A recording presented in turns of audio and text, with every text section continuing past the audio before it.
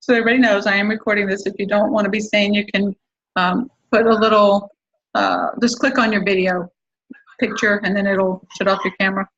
If you don't want to be heard, just don't unmute yourself, whatever. But I'm having everybody that wants to come on to just be seen and heard today. It is Easter Sunday, and I really am so grateful that you're joining me on this special Easter Sunday. For me, it's even more special than usual, but it's just kind of a cool day. So, and I'm grateful that you're joining me tonight on yet another Sunday evening. So, tonight, as I'm not really going to share like a quote or a special song or whatever, because it's Easter, and we're going to be talking about that kind of an all-encompassing thing today. We are going to be talking about the application of the atonement. I know a couple of weeks ago we did talk about the atonement and how it affects us and how it applies to us as some in our life. But tonight I want to take it just a little step further, and I want to talk about what forgiveness looks like and what it feels like and what it means to you in your life. And I'm going to share with you, and you guys know this is a time when I'm just vulnerable with you guys and I'm sharing. I know you guys still don't know everything in my life, which is fine. I'm just letting you guys know that. But I'm going to share with you an experience. And I think I've shared this in a past call to a degree, but since the topic is forgiveness, this is something that's imperative, or not really imperative, but it's applicable for tonight. So I've been married more than once, and my in the marriages that I've had, let's just say I've had to apply some forgiveness. And I'm not saying that they haven't. I've never been a perfect wife. I'm just not a perfect person. So, I will just admit fault for whatever I've done. And I'm generally open with that in any relationship that I'm in. I will readily admit fault, readily apologize, whatever. That's just, just the way it is. But I went through some extreme things that a lot of people, thankfully, do not have to deal with. And so, and my last one was my husband. And it was one where, let's just say I found out something he was doing, and it was illegal. And I reported it to the police. And within a few days of me reporting it, he was arrested. Took him a few months for them to actually sentence him, but he is still in prison now. He gets out next year. And I remember I found out on a Saturday night, and in the middle of the night, about the time I was finding out, he took off.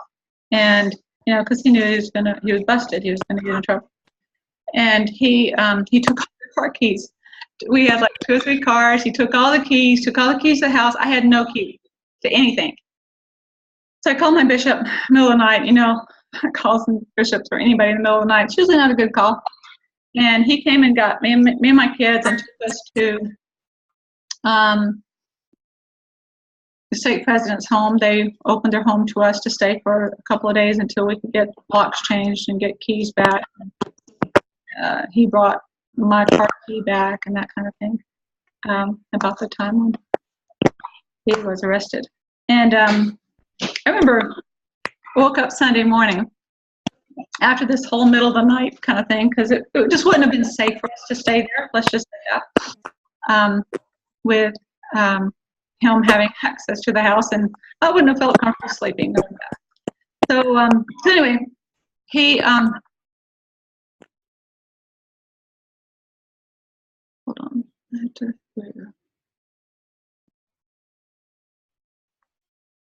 So Sunday morning though, I woke up and I was still kind of in shock, because this was not the marriage I thought I had. This is not the man I thought I was married to. I was just like, just kind of dumbfounded, just kind of like, what the heck is going on? And hold on, I have to. There's some static here coming from one of you, and so I'm trying to figure out how to make it stop. Anyway, okay, so anyway, I was just in shock, and I was just kind of like, I have these 5 kids, ages 7 to 15, and what was I going to do now? It was just like overnight, I was like instant single person, never expected to be single. I just thought I'd be married forever kind of thing. And, we were at church every Sunday. We were that Mormon family that you think is going to be forever, right? Or so I thought. Little did I know what he was doing. And anyway, so it was just a little different. So I remember those Sunday morning going, okay, so my kids were coming to me, and they woke up at someone else's house because they'd gone to sleep at hours, and in the middle of the night had to go. So they were like, Mom, are we still going to church? Because they're like, what's going on? And and I'm like, we're going to go to church. That's normal. Normal families go to church. We're going to go to church. And that was kind of like how I felt. I was just in shock. I'd had like maybe 2 or 3 hours of sleep. I wasn't thinking very coherently. And thankfully we had later church. I think we started at like 11 or something. Hey, okay. So anyway, so we went to church. And then, the kids went to school after we got restraining orders and all that in place, because I didn't want him showing up at school and taking kids or whatever. And I didn't know his state of mind. And I didn't know who this man was that I thought I was married to, because apparently the man I thought I was married to was not the man that that I thought he was. So anyway, but I remember though sitting in church that one Sunday, and I think it was Sunday school or Relief Society, one of them. I'm pretty sure it was Sunday school. And I made it through sacrament meeting fine. I was like, okay, dealing with the kids and all that, like I normally did, right? The Sunday school I sat through lesson, and I had a friend of mine sitting by me, and very few people knew anything. I think the Relief Society president did. He was the one sitting by me, and the lesson was on forgiveness. And I didn't make it. I remember having to leave, and I didn't even make it to the door. And I started sobbing. Sorry. Uncontrollably ugly cry, sobbing down the hall, and I could not contain myself. And I went to the bathroom and went all the way back. There was one of those bathrooms where in the very back they had like the bench for people coming out of the baptistry so they could change clothes and whatever. And I went all the way back there, locked the door, and I just sobbed and I sobbed and I sobbed. And the Relief Society president came after me, and she just held me as I sobbed. I couldn't talk. I could hardly breathe. It was just, let's just say, it was a very memorable experience, because I remember asking this question, not thinking I was going to get an answer, but I said, how am I going to forgive him? Because I knew, been remember the church most of my life. I knew that the forgiveness would have to happen at some point. So that was my biggest worry, or so I thought at the time, or one of them, one of many, one of probably thousands. But I said, how am I ever going to forgive him? And it was very profound advice. I think it was truly inspired, because she was probably in her early 30s and had never been through anything like this. I know I hadn't. And I've been able to give this advice to other people, so I'm going to share it with you if it applies to you at all. And she said, Paula, you don't have to forgive him today. You don't have to forgive him in a month. You don't even have to forgive him in a year. You take your time to forgive him. And when that time comes, and it will come, you'll be able to do that. And I just remember kind of a burden, feeling like it had been lifted off of me. Like the pressure to forgive was gone. Because I'm kind of a by the book kind of person, right? And I like doing things right, and I don't want to mess up. And so I wanted to make sure that I was right with the Lord. And for her to say that, it was like that burden just came off, and it's like, okay, pressure off. Didn't have to do it. So it took, I think, around 10 months for him to be sentenced. And in that time, I agreed to meet him at an Applebee's or something while he was out on bail, and had dinner with him, to have a conversation, to try to understand what had happened or what he was thinking or whatever. And I didn't get any answers to any of those questions, but I saw a broken man.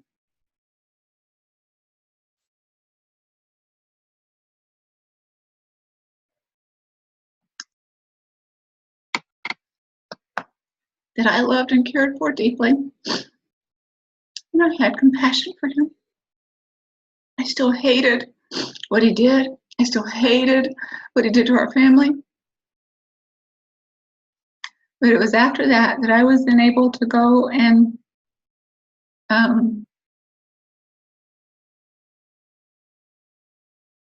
get things to help him, get some resources to help him while he was still out on bail that he could take with him to prison. And to be able to see about getting help for him. And I know that the man that I thought I was married to never existed, which was kind of a hard thing for me because we've been married for 10 years. And I realized I'd been living a lie and thought, was any of that real? And we had 2 kids together. I mean, it was just like, my whole world was upside down. I won't say that I forgave him completely then. And I still, to this day, don't understand, cannot comprehend what he did. But I can say that I have forgiven him. And that, I won't trust him. There's just no way I can trust him. I have forgiven him. And, because of his choices, he gave up the opportunity to be a father. And I know that this is kind of a heavy thing, but when I think about Easter Sunday, and I think about Christ's atonement, and I think about forgiveness, because it wasn't just that one Sunday that a lesson was on forgiveness. I think they had it every week for the next month. So much so that my Relief Society president would call me on a Sunday morning and say, Paula, Relief Society lessons on forgiveness today. You might want to go help out in the nursery. And so I would do that. They actually ended up calling me to nursery, and I was a nursery leader for a year and a half, and that was the biggest blessing to me, because I got to go, still be at church, magnify a calling, and I could process emotionally some of the things that I was going through. And at church, I got to see those sweet, sweet kids every Sunday and be able to feel that spirit. But anyway, so when I think of Easter Sunday, and I think of the atonement, and I think of forgiveness, it's one thing to forgive somebody who has said something wrong about you, or somebody who's made a mistake, or even yourself. For the longest time, it wasn't him I had to forgive. It was me.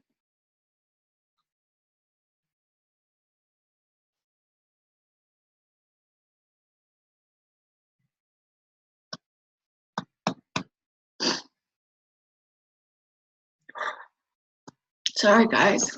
I had planned to share the story without crying, and sometimes I can actually get through it without crying. Anyway, the thoughts of, how could I have been so blind? How could I not have known? What could I have done differently? Within the first couple of weeks, the bishop called me into his office, and he said, just to check on me and see how I'm doing. And he wanted to, I guess, he knew I don't do well with beating around the bush. You just got to be straight with me. He said, Paula, I just want to make sure that you're not going to blame God for what happened. And I just kind of looked at him like he had two heads. And I said, why would I blame God? He didn't do this. He had a choice. That man had a choice in what he did and how he acted and whatever. He knew agency. God didn't do this. There was no way I was going to blame God. But the Lord has blessed me in so many ways because the woman I was back then doesn't exist. I mean, I'm still her, you know, the spirit's in me and still my body and all that. But I mean, like, the things I've learned from that experience is huge. So much so, a lot of people ask, Paula, how can you be so patient? And most people don't know. They just don't know. And so I just say, you know, I've been through a lot of tough stuff in my life, and this is nothing compared to that.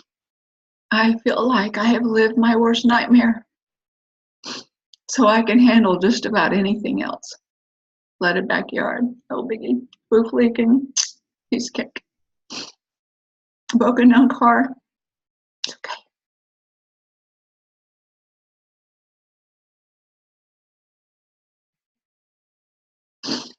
Nothing will compare to living through that worst nightmare.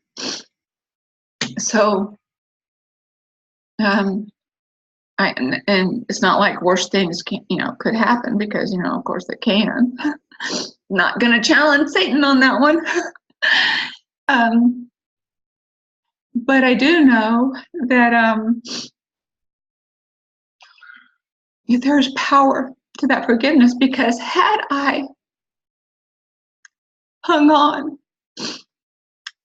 to the anger, to the bitterness, to the resentment, to the how dare he do this, I wouldn't be who I am now. I knew I had a choice. I knew I had a choice in forgiving or getting bitter. And I didn't want to be a bitter old woman. I really didn't want to be a bitter old woman. So I knew that was not the path I wanted to take. The path of forgiveness had to be the one that I take. And so I chose that. And it's not been easy. And it's kind of been an up and down roller coaster. But I can honestly say now I've forgiven him. I mean, it's a story now. Even though certain times I sat, share it, and whatever still brings tears, but it's just because of the weight of it.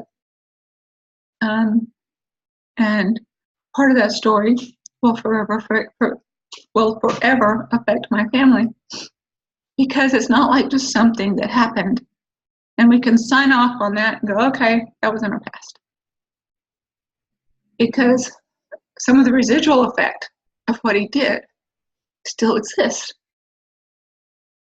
And some of us still have to carry that. Forgiving me was the hardest. And I can honestly say I've done that. I know that I did my best at the time with what I knew. And I know that with my prayer and my fasting to marry that man, I remember still riding to the temple that day that we got married, feeling like it was the most right thing I had ever done in my life. And I knew it wasn't going to be a bed of roses, but I knew it was the right thing to do. Now, knowing what I know now, would I do it again? There is no way ever I would do that, knowing what I know now. But I didn't know that at the time. He was a returned missionary. We were getting married in the temple. I mean, all that jazz, right? All that jazz that you think is just the right thing to do. And I've learned so much since then. Now, again, I could have said, well, Paula, been married 3 times to members of the church. It's not going to work out now. I actually had my own mom tell me that. She said, Paula, you married 3 members of the church. Why would you want to do that again? And my answer to that is, other men are not them. There are still so many good men in the world. But for whatever reason, I had to own the fact that I, at that time, not now, I've gotten some help since then, was attracted to men who were abusers, addicts, or adulterers.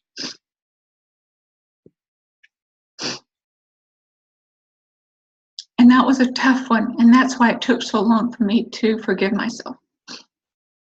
Now, and all 3 of my husbands were one or the other of those.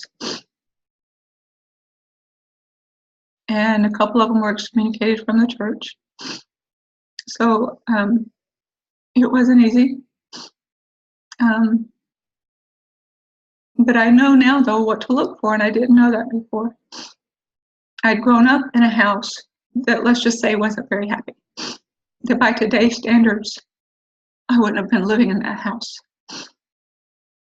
I would probably been in foster care or something. So it was what I knew. And since then, I have learned so many other things. So I've been able to grow from that experience. I've been able to learn so much more about life, about people. And I can honestly say that I love people. I love life. My life now is good.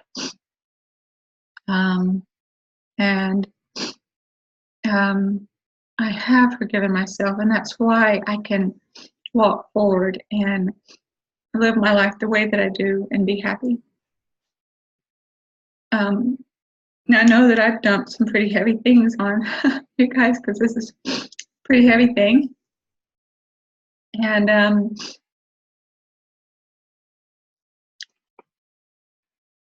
want to open it up for just a few minutes for you guys to share your thoughts, your feelings, anything that has come to you that you would like to share.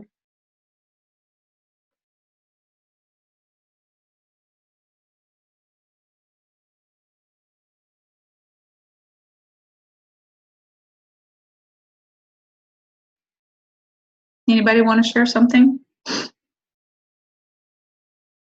Fred, want to unmute yourself? Yeah. There you go. Now you're unmuted. Go ahead. Paula, my heart breaks every time I know this. I know your story, and it's really heartbreaking. But I keep hearing you saying the mistakes you made, but you made decisions based on your faith, and you made decisions based on your own Holy Ghost guiding you, and you were deceived. So I keep hearing you say, well, I attracted this guy and whatever, but you used every tool you knew to make your decision. You used the right tools, and you were deceived. And they said the elect would be deceived. So I don't know what I'm trying to say, but you're right. You're right. And I was going on faith, and I did use what I knew. So yeah, you're right. Okay, good. But my heart, I can give I don't have a story, anything like that to tell, of course. But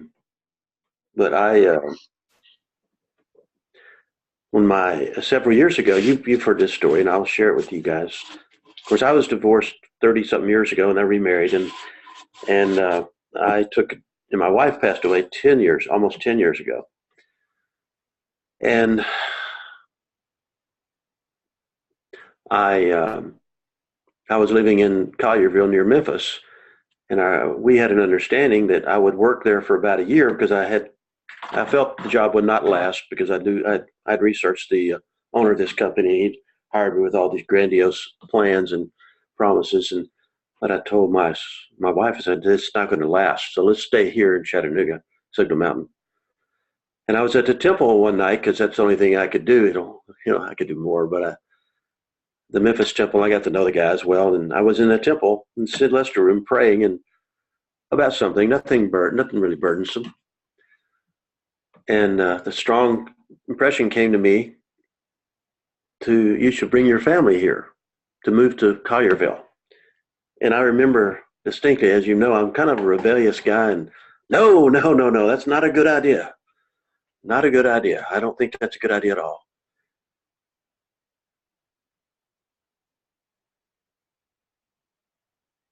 And I agreed. We weren't going to move. We were going to keep my son in school and everything, and we were going to stay there. She would stay in Signal Mountain, and I would continue to commute. Long story short, we sold our house in 6 days. We moved to Collierville, bought a new home, and 5 weeks later, she died. And my question was, why did you have me do this? Why did you want me to move here? 5 hours away from my family and friends. And here I've got a home here and no home elsewhere. Even to this day, I think, why did Heavenly Father want me to do that? And I still don't know the answer. And I guess I've come to, this isn't a matter of forgiveness. It's a matter of wondering, why did Heavenly Father, I remember the stake president was my home teacher. And as I met him at the hospital, the night that the day she'd passed away, I was in Memphis, and my son and I had to drive back as I talked to the neurosurgeon about her having no brain activity and all these things. And I remember walking up to him and says, Rick, why did I have to move? Why did I move? Why did I do this? I'm now stuck in a city I don't know all by myself. But I guess why I'm saying this is because we just don't know why we do things and why Heavenly Father wants us to do things or allows us to do things. In my case, I think He told me to do it.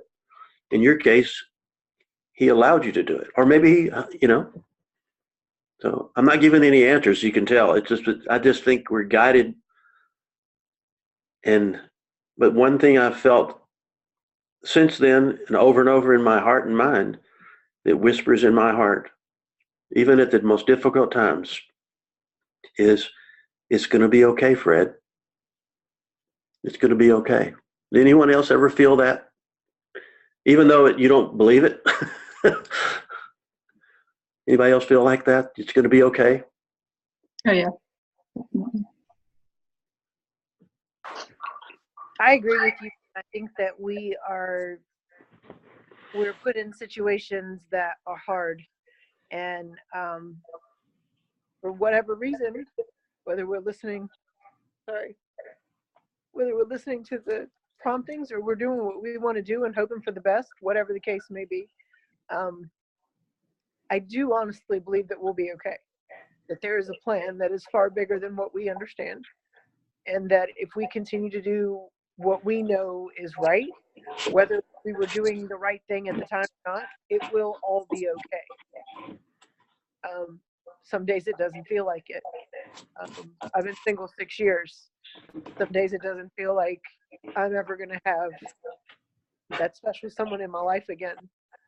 But I do believe that Heavenly Father wants me to be happy, and that at some point I will have that happiness that I'm looking for. I don't know when it is. It's not on my time, it's on His.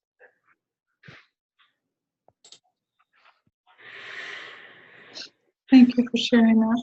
And that is something that hard for all of us. I'm thinking along the lines of forgiveness.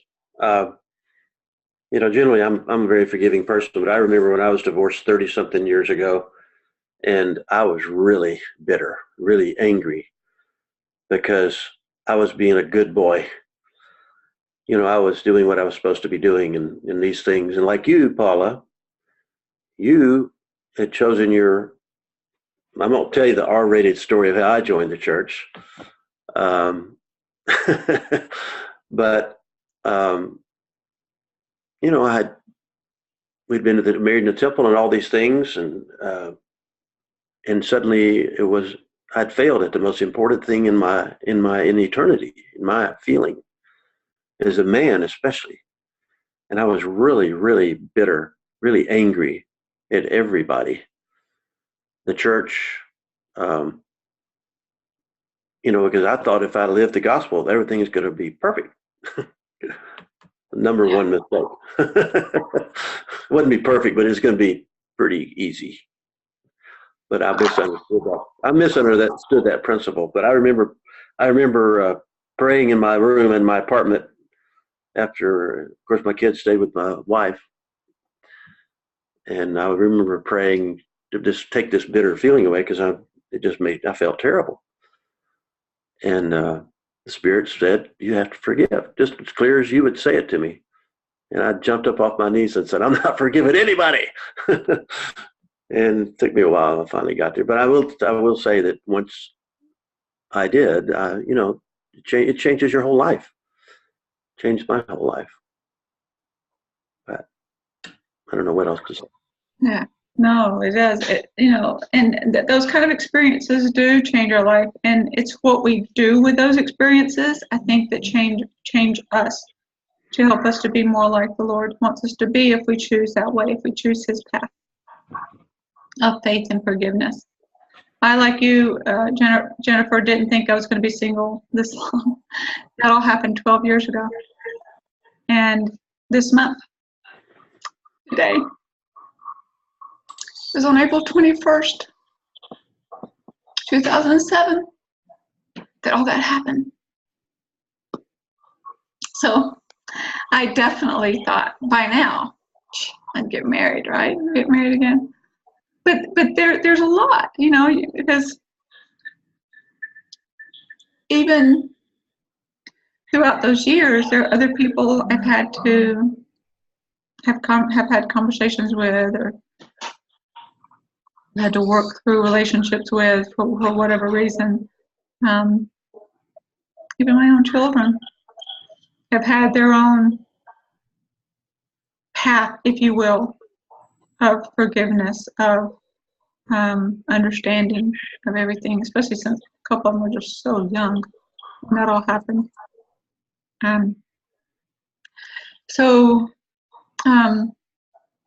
Sometimes there is no reason, but what I do understand and I do appreciate, and I didn't appreciate it as much then as I do now, is the whole power of agency.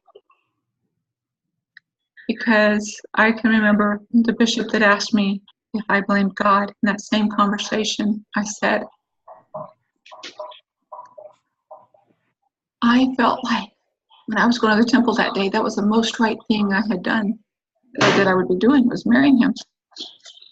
And he said, Paul, at the time it was, but he had his agency of actions. And he made those choices that would pull him away and would affect his family. So I can appreciate that for good and for bad, right? I don't think he's necessarily a bad person. I just think he's dealing with stuff that's beyond my comprehension, and I'm glad I'm not his judge. I'm grateful that the Lord is going to have that part in his life. I am so incredibly grateful for the Savior being able to be willing to take on everything we all do that's wrong, our sorrows, that heartache I felt then. He took that from me, that I wouldn't have to carry that my whole life. That to me was huge. I can remember, I think I was sobbing every day for a few weeks, go in my room and just, I mean, like to the point where I just couldn't breathe. I mean, I had never sobbed like that in my life until that point. The grief that I felt at the time just consumed my soul. And I always had somebody with me from the ward, visiting teacher, whatever, because we had to pack up my whole house because we were going to sell the house, because I was a stay-at-home mom for 16 years, and I just, or for a long time anyway, and I just couldn't keep it. We had to let everything go, and I had to, do some major downsizing then. We went through some pretty massive changes, but through that time, I gained a greater appreciation for the power of the atonement. And through the years, a greater understanding of it and how it applied to me in my life. Because I think up until then, for the most part, I understood the atonement. I understood the power of forgiveness. But it was never, I didn't have some significant story. Not that I feel like anybody does need it, because Lord knows I don't want anybody to have go through what I've been through. But for me, it helped me to gain such a greater understanding of that power of the atonement. So much so that there's no way I'm giving up the iron rod in the gospel. I am clinging to that with all of my soul. And I have clung to it in raising my children. Not that they've all stayed with it, but I've got one out there wandering, living in that big spacious building that we hope to get her back one day. But otherwise, and when I do make it, the Lord's going to have a mother pleading for her soul. I know of the power of the atonement. And I know of the power of forgiveness and how that can apply in our life and how that can change who we are. So whenever anybody talks about or talked about then whether or not I would stay active in the church or whether or not I would whatever, I was like, I had to cling to the gospel because it was what I knew. And it was where the peace was. It was where the answers were. It was where forgiveness laid. Anything else didn't make sense. Didn't feel right. There's not peace in that. And I needed peace of my soul, which I have now. And oh my goodness, how the gospel has blessed my family's life. How the atonement has blessed our life, and how all of my children know the power of the atonement in different degrees, through different experiences, through their own perspective. But had we not experienced that, I don't know. And there's no way to know, right? Where would be now?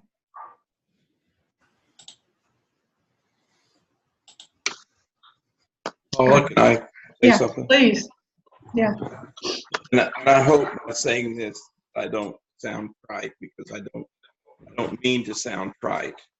But I hope I can kind of tie all this together for everybody. There was a prominent official in a certain administration not many years ago who made a comment, and he was quoted on this many times. Don't let a good crisis go to waste.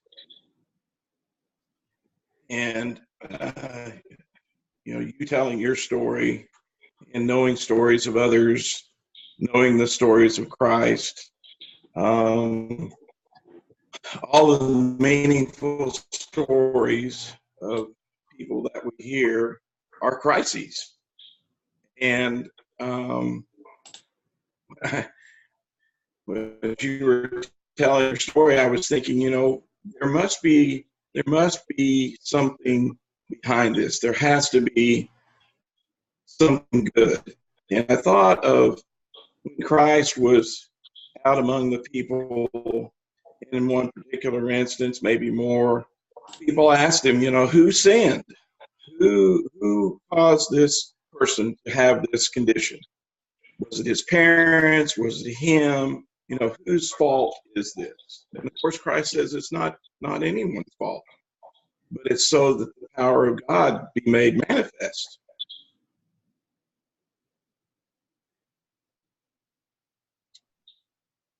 And I think you telling your story, at least I know for me, and possibly for others, as you share it, and we feel your spirit and your emotion,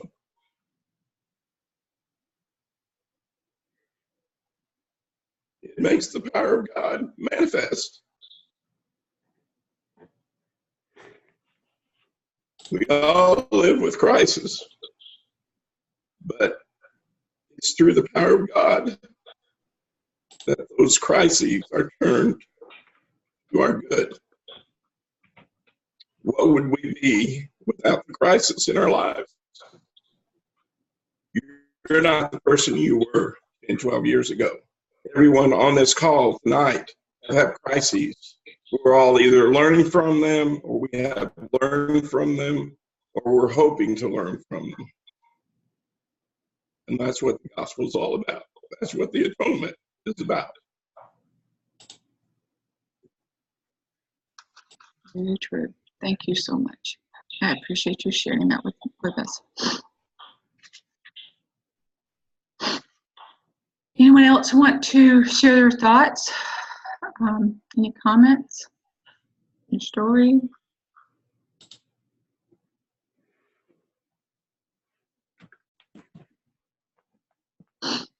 We all go through different things in our life. There are ups and there are downs. And we have all experienced, as Roger just said, our own crisis in our life. Whether it be, as I described mine, my worst nightmare, or whether it be, your own. Everybody's is different, right? So what's so amazing to me about the Lord is that it's all individual. He knows us individually, which still is beyond my comprehension. So much more than what I can fathom. And He has time for each one of us every day. And I have time spreading myself out 5 kids. So I continue to be in awe of that He knows us all individually, and He wants each one of us to return to live with Him again. So much so that He provides us experiences and opportunities to be able to grow closer to Him, even when we've experienced things that were not His will, but were through the choices of other people. This morning I had the opportunity to share with my 12-year-old grandson. He and his mom were converts to the church. I think they joined the church 2, maybe 3 years ago.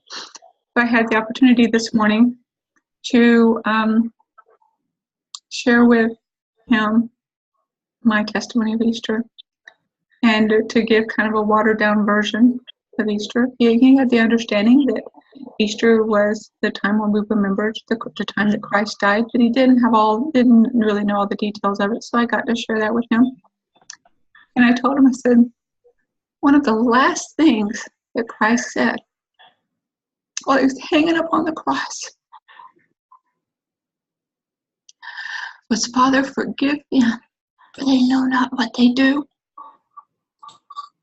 This man of God, Son of God, had already asked to let this cup pass from him when he wasn't even on the cross, right? That was when he was in the Garden of Gethsemane, because he knew what was up ahead. when he was on the cross, knowing what needed to happen, probably in more pain than we can possibly imagine. His thoughts were forgiving the people that were doing this to him and praying for them. Are there times when you feel like you can pray for somebody that is your enemy? There are times when I put my last husband's name on the prayer roll at the temple. It's not always easy for me to write that down, but I do, because he needs those prayers. He needs the Lord in his life.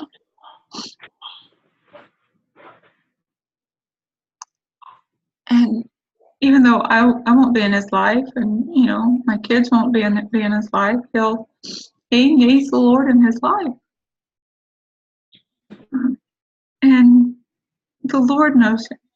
The Lord knows each one of us. And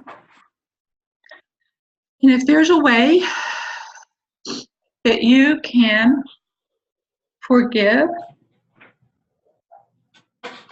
I just shared with you how and what it looked like for me, not even in great detail, but to forgive my last husband, or even my ex-husbands. It's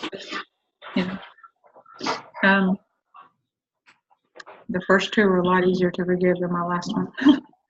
But to be able to forgive them is kind of a huge thing. It's like a really huge thing. And being able to know what that looks like and know what that feels like and be able to let it go as if it's a weight lifted from your shoulders. Knowing that it doesn't have to happen today. It doesn't have to happen tomorrow. It doesn't have to happen this year. It just has to happen at some point before you're ready to move on. So I will tell you, if any of you are looking at remarrying or getting into another relationship, you definitely need to be past that point of forgiveness to be able to have a healthy relationship in the next relationship. Because otherwise it kind of carries over, and that's not really good or fair, if you will, for the new person in your life. So I know we talked about the stages of grief before, and we talked about how we need to get through those stages to be able to move on to others. So, I've been able to do that. I was able to do that within the last 5 or so years, being able to get through them all and be able to get to a healthier place in my life. The story is still going to touch my soul, because it did affect my life in a pretty big way, and it's affected my kids' life in a pretty big way, but not to the point where I'm holding on to bitterness. Being able to let that go. It is easy, and it's easier to hold on to it, and you can feel justified in it. If someone hurt you or wronged you or whatever, it can be so easy to do that.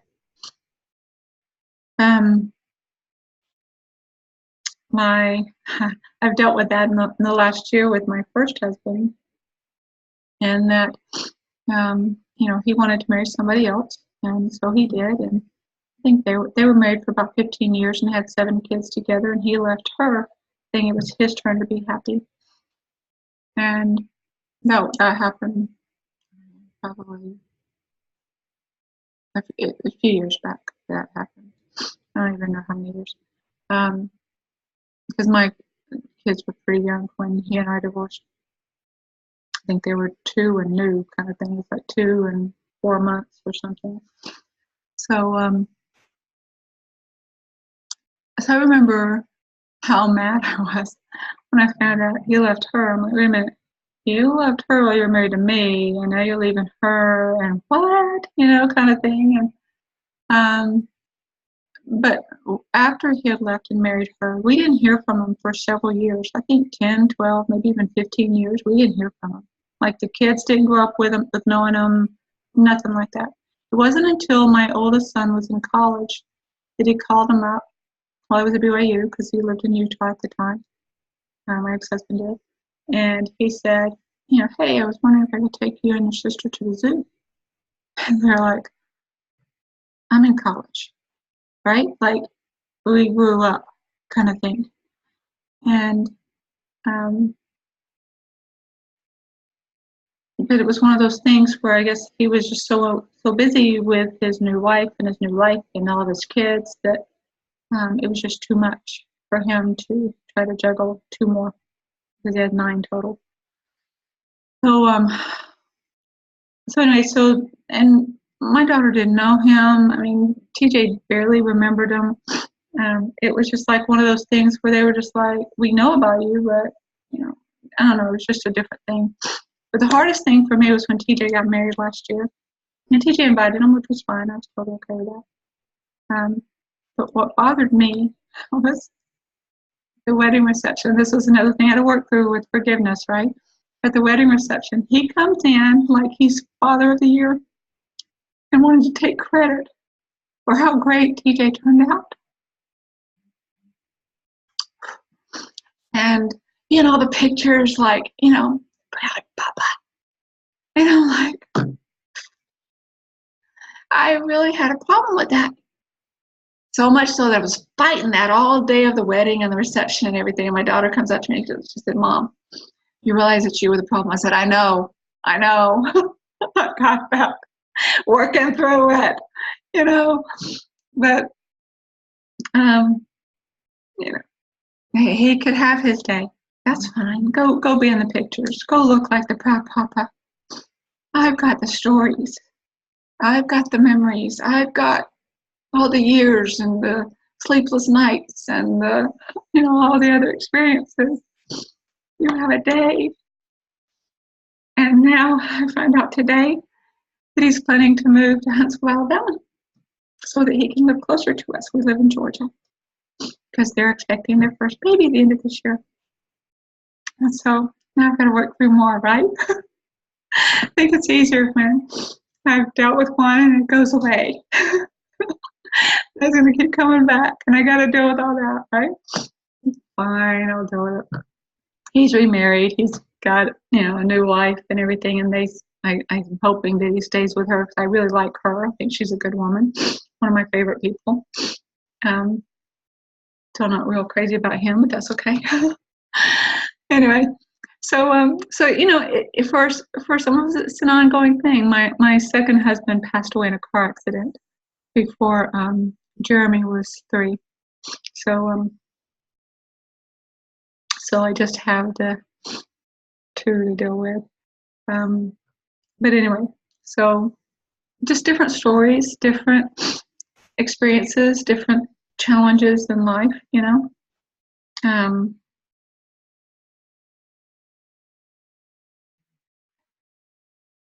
It's kind of nice to be able to get to a point though when it's just a story. When you don't feel like it's eating up your soul,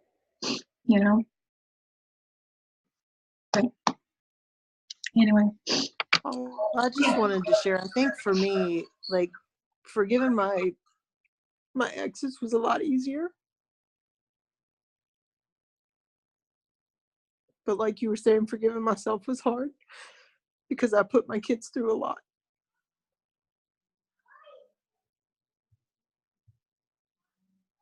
And ultimately,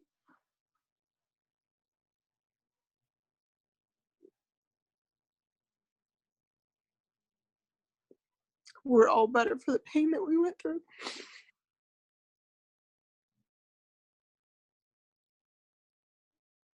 And my baby boy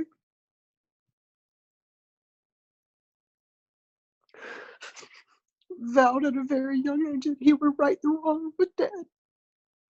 Oh. And he's expecting his first baby. And I know he's going to be an amazing dad. And he will never put his kids through the hurt that he went through. but it's still really hard for me because I put them through a second marriage that I probably should have never put them through. But at the time, I was following my heart and what I felt like was the right thing. And when I get down on myself about that, I also realize all of the lessons that I've learned from it. And talk about strength building, going through the depths of all of that, you find out what you're really made of. And I am definitely a way better person than I ever was back then. Yeah. Oh, I'm sorry for crying. I hate crying. I actually appreciate that. So then I'm not the only one. Yeah. No, I just, amen. Amen. Amen. Oh my goodness. And there's no way I could have been the woman I am now had I not gone through. So I totally get what you're talking about. Yeah. It's amazing to me, the journey of our life and all the ups and downs and all that we go through to become more like the Lord wants us to be. Carmen, would you like to share your thoughts? You're not the only one. And that is crying. I've been crying through the whole thing too. But it's so hard when you get hurt. When you get hurt, to go back and believe in somebody. I mean, I just can't. I mean, I can forgive, but I can't forget. So what do you think? It's really hard to trust somebody else. Carmen, I remember feeling just like you did. I remember feeling, okay, forgiven them, but I can't forget this. There are so many days, and even now, I don't really remember. I mean, I remember the story, don't get me wrong. Like, I remember the series of events and that kind of thing that happened.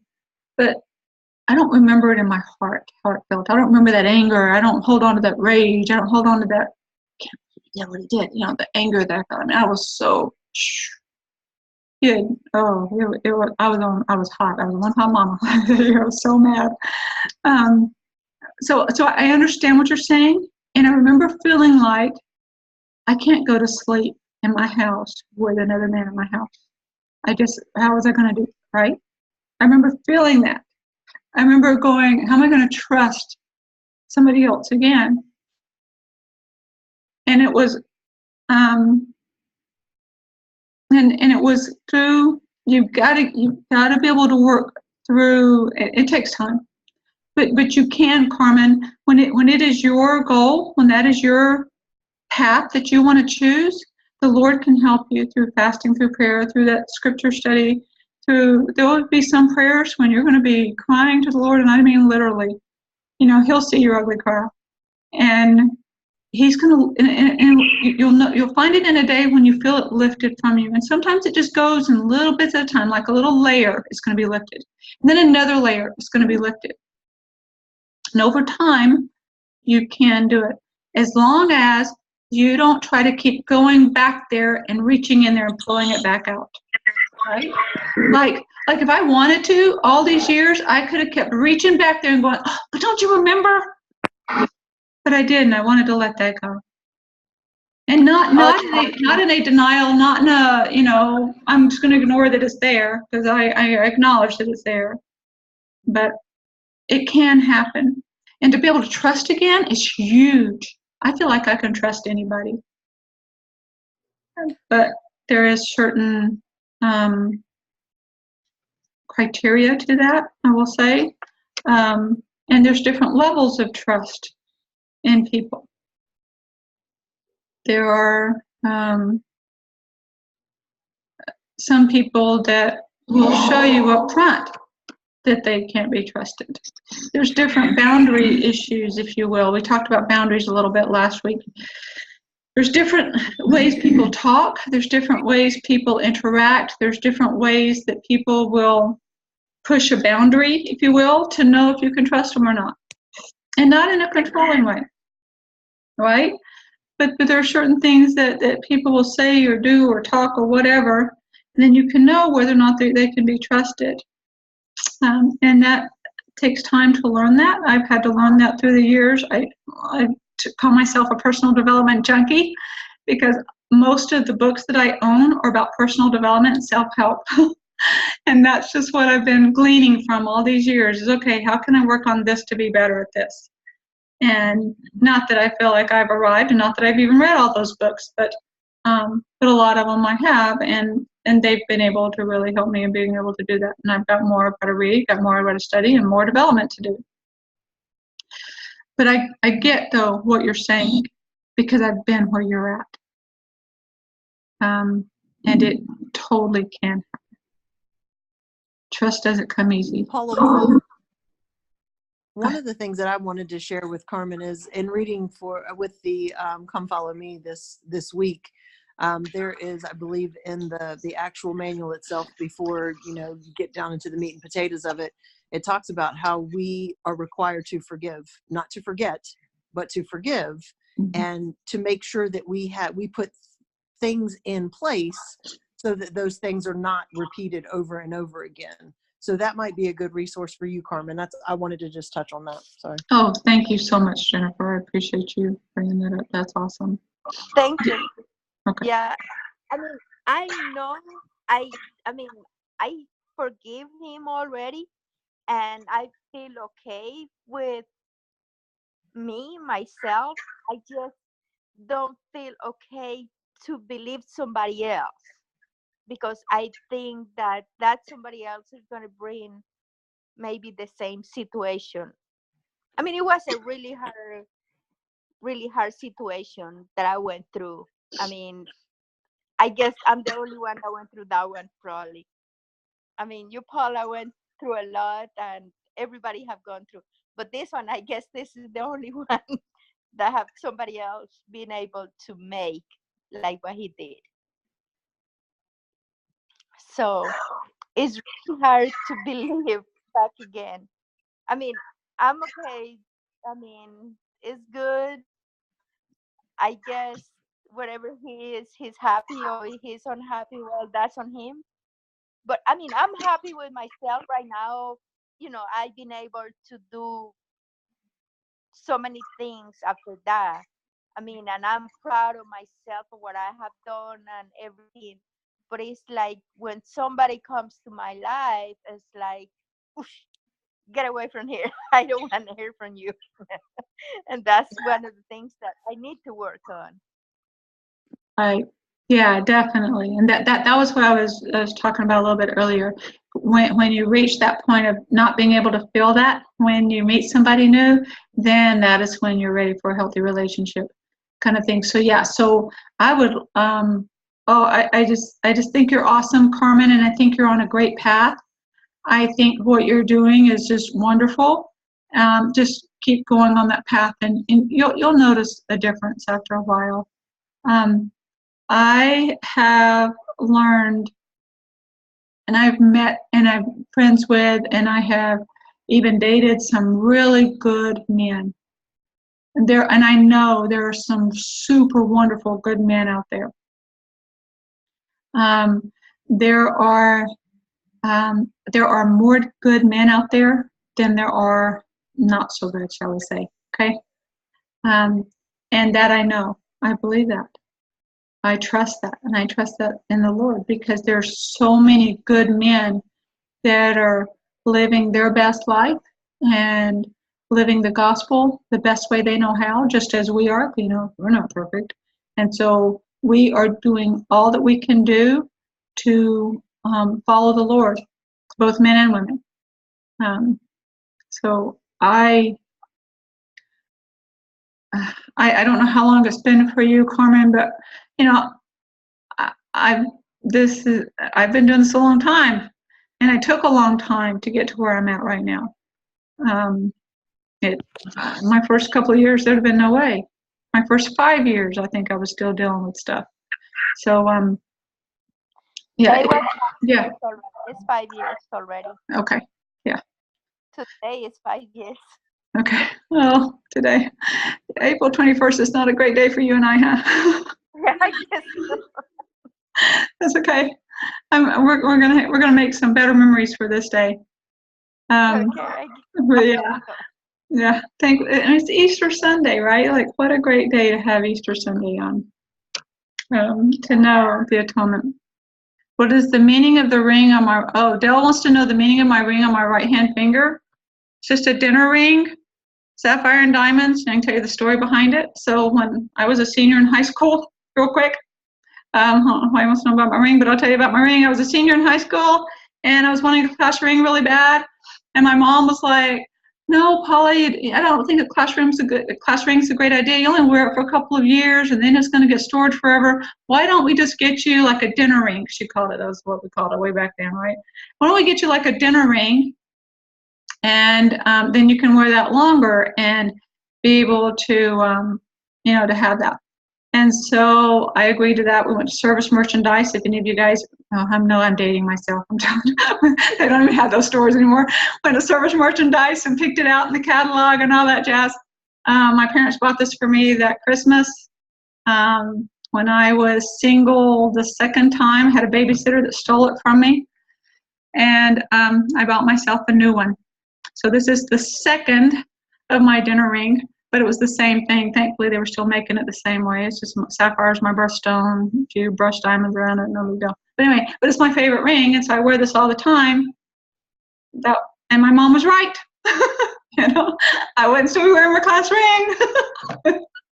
Here I am now, all these years later, still wearing the thing. So that's what that is. But yeah.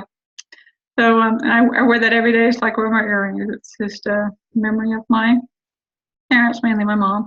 My mom passed away in 2011, and so anyway, all right. Hope that answers the question. Oh, thank you. Okay, so any other questions, comments, anything else for tonight? Anybody else want to share any thoughts?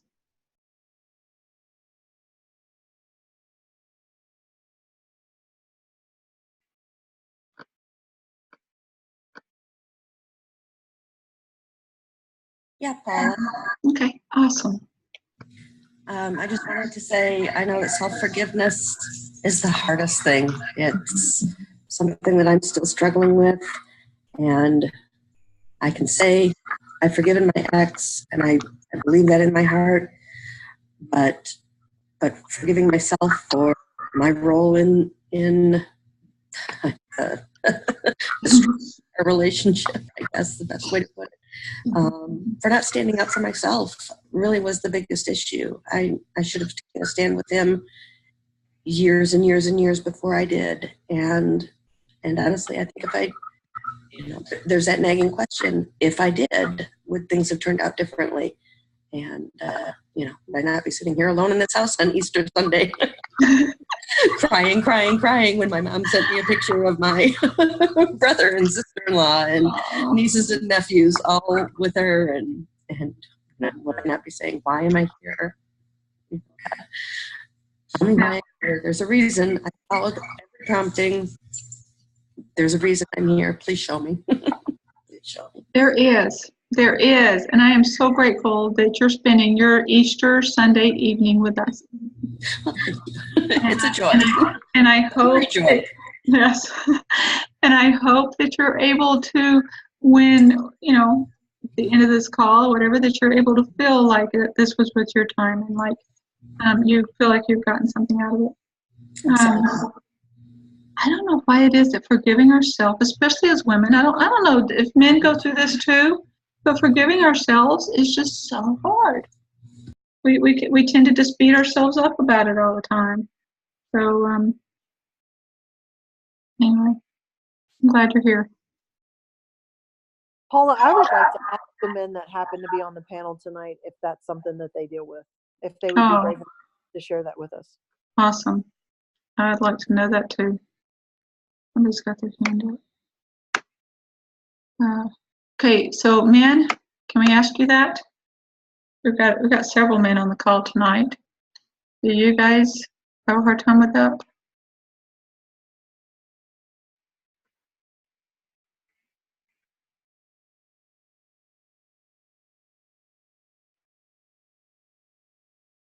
See, we've got, There we go.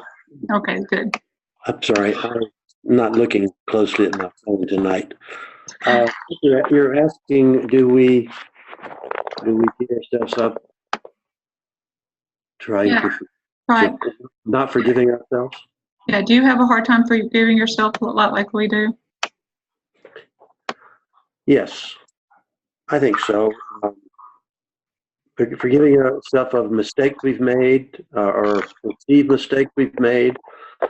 I remember when my wife passed away, there was a couple of things that I had said to her earlier in our marriage when she was pregnant and had lost. It was a very early on miscarriage, and I look back as a man. We're kind of oblivious to those. At least I was. And yeah, the answer is yes. I beat myself up about just a few little comments that I'd made to her that were insensitive when I should have had my arm around her and hugged her and comforted her. I'd just say, well, okay, everything's going to be fine. And it really took me a long time to just get past that. And I think I also beat myself up sometime when I feel like I've been betrayed, that maybe I should have said something different, maybe could have, would have, should have. If I'd done this, maybe it would have gone that way. If I'd done that, it would have gone this way. Is that what you're talking about, Paula? Yes. Yeah, the decision we make. Yeah, I do. And then, yeah, I do. Still sometimes. But then it goes, I think you get a confirmation. When somebody dies, you can't go talk to them about it. You can't say you're sorry. Right. And that's hard. Mm-hmm. But then you do. You can, get through it, by prayer and seeking guidance, and just realizing the person that you loved was probably not near them. Said it well at this point. Hopefully, I think she's forgiven me. I'm pretty sure she has.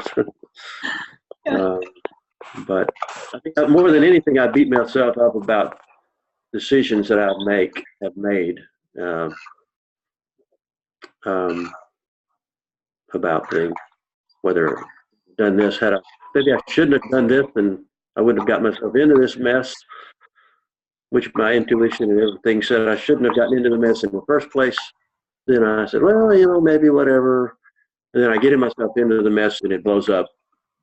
Yeah. And then, being betrayed was a really tough one, But I don't know how that relates to be myself. Right. I guess, I don't know. So, okay. I don't know if that helped. Any of the other men feel similar?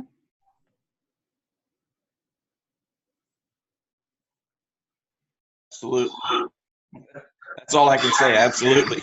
I mean, I think it's an across the board. I don't think gender has anything to do with that human factor, that human emotion. In fact, and I think Jennifer mentioned it, the lesson today was a lot about self-forgiveness. And as you mentioned in what you were talking about, sometimes it's easier to forgive someone else than it is to forgive ourselves. So yeah, we all struggle with it. Right. Thank you. Anyone else have any other comments or thoughts to share?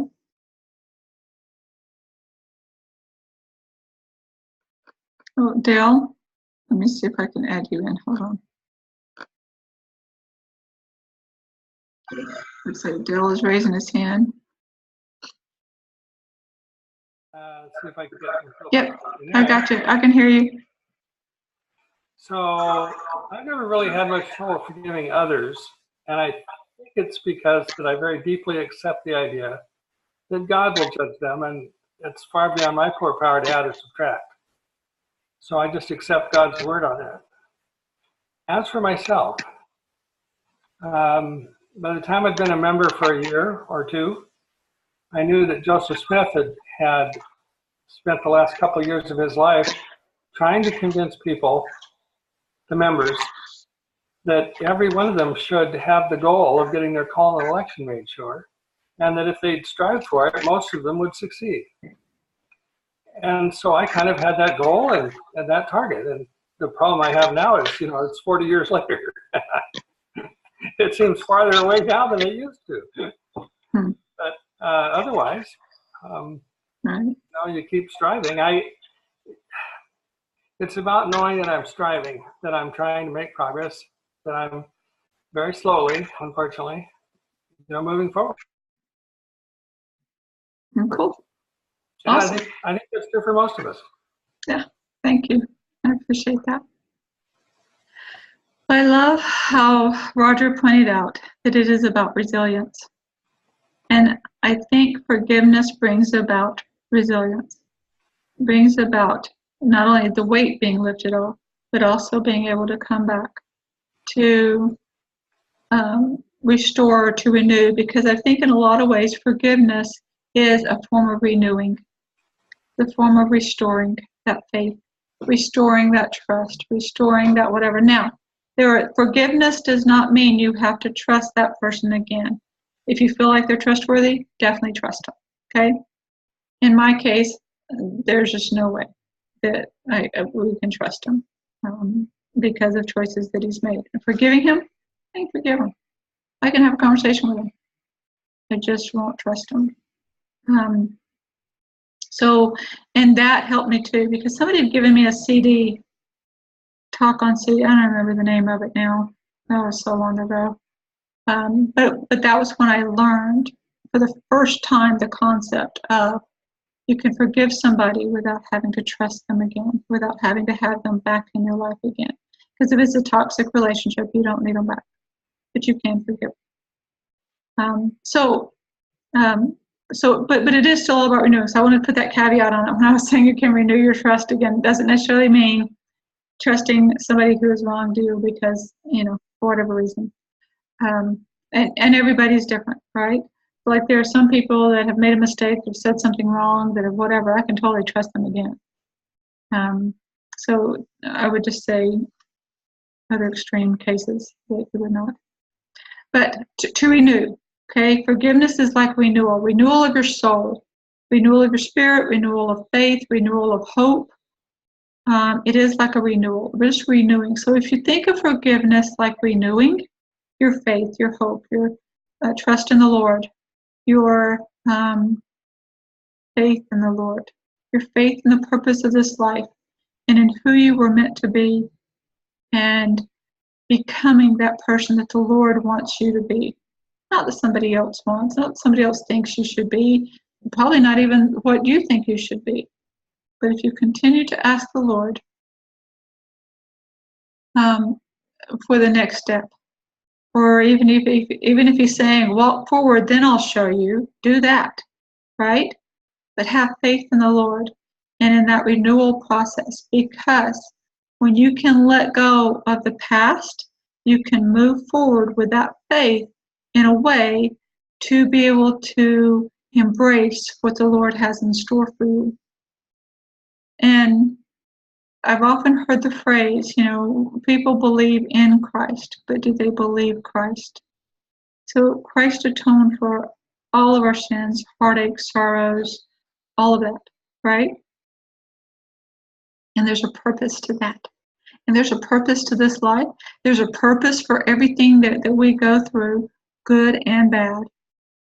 And the Lord can always restore things that are bad, things that are damaged, things that are broken into something new.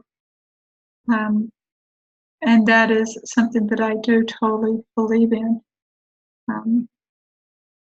My life was shattered 12 years ago.